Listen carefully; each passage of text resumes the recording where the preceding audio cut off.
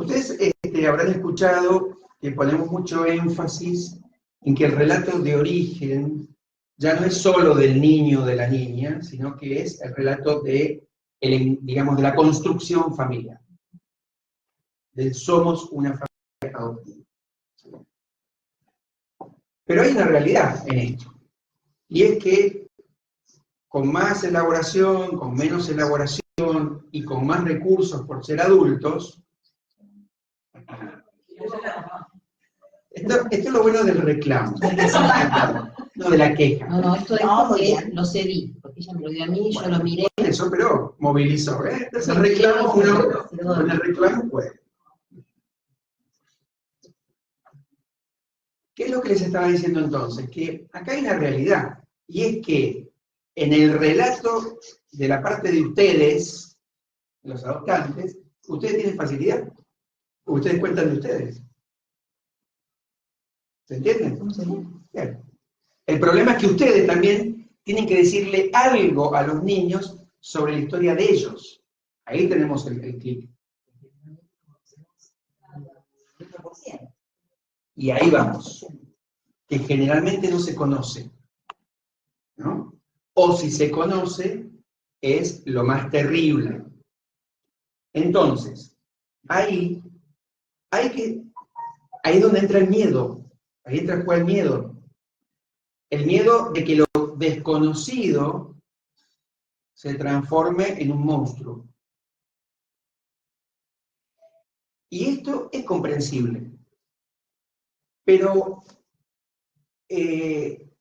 no me acuerdo si había un libro de Coelho o de alguien que hablaba de que yo veía el monstruo muy grande, el dragón muy grande, y me daba mucho miedo y no me animaba a moverme, pero que de repente cuando me animé y empecé a ir hacia ese dragón que me generaba tanto miedo, empecé a ver que el dragón se achicaba. O sea, a medida que yo iba avanzando, me iba acercando, el dragón real era más chico de lo que yo pensaba. Y al final, yo terminaba venciendo ese dragón.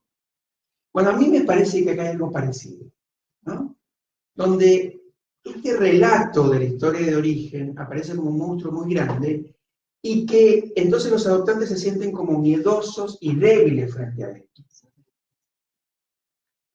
Y entonces, si en vez de preocuparse tanto por lo que van a decir, se pueden dedicar a la construcción del vínculo con el niño, con la niña, o con los niños, se empieza a caminar ese camino hacia ese dragón del miedo. Y si uno crece en el vínculo, ese dragón se hace cada vez más chico. Porque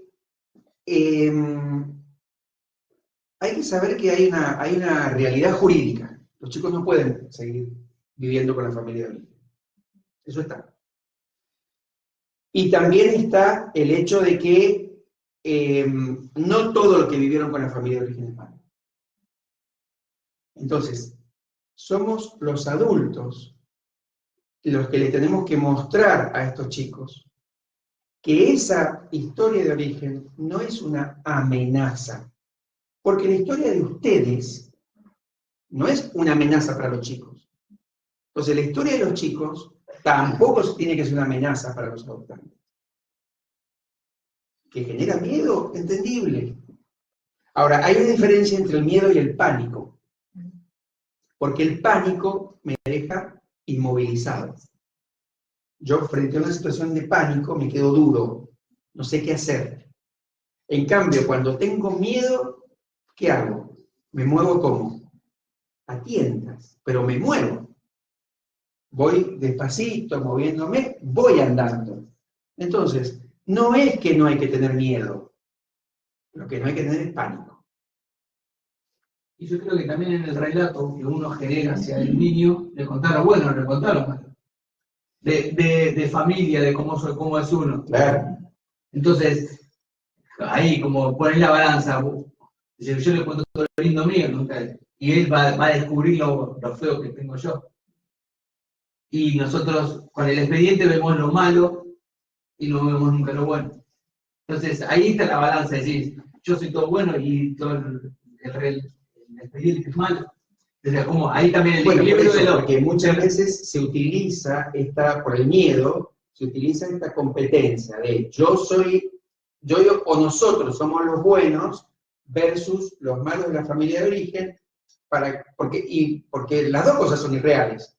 Yo no soy tan fantástico. Yo no soy tan fantástico. Eso está instalado en la sociedad. Esto de lo que hablamos siempre, ¿no? De nosotros los buenos, nosotros los angelicales, y que salvamos y rescatamos al niño de esa familia que lo dañó, le hizo tanto mal. No es que no nos pasaron cosas a la altura de las que le pasaron al niño también, porque también tenemos historias a veces de abusos, historias de maltrato, ¿no? Que por ahí se activan y uno se enfrenta con estas cuestiones cuando empieza la vinculación. Si quieren apagamos Facebook y hacemos un grupo terapéutico. Estar hablando de tremendo de pánico, lo que nosotros percibimos muchas veces es que también hay pánico de decirle no sé al niño. Claro. Y ahí sí hay una construcción cultural bien típica, y es la que los adultos tenemos que saber. Y si nosotros le decimos no sé a un niño, somos débiles. Perdemos autoridad de padre. Perdemos autoridad. En realidad lo que perdemos es autoritarismo. Claro. Y en realidad, con el tema del relato, algunas cosas a tener en cuenta. No hay que inventar cosas para creer que lo importante es que esté lleno. No está bueno que esté lleno de cualquier cosa, ¿no? ¿Por qué? Porque la construcción vincular que se da en el encuentro de una familia adoptiva empieza a partir del proceso de vinculación, pero no termina más. No es que terminada la sentencia terminó el proceso, no termina más. Por lo tanto, lo que hoy puede estar vacío, dentro de unos años lo puedo llenar con contenidos saludables, certeros, pero si yo hoy lo lleno con porquería, con cosas irreales, después tengo que armar toda una historia, una parafernalia y sostenerla, la mentira. Que esto es lo que los psicólogos nos enseñan respecto al secreto familiar, que nosotros también tenemos nuestros secretos familiares en nuestras familias, extensas, pero sí, tengo que ir y sacarlo. Pero también los generamos en la propia, ¿no? Entonces, no decir cosas que no son ciertas, ¿no? En segundo lugar, el no sé es una respuesta. No es el vacío. Uno cree que le está diciendo, pero si le digo no sé, me va a reclamar de que... No. Porque también tenemos que ponernos en el lugar de que los padres no somos superhéroes, somos personas.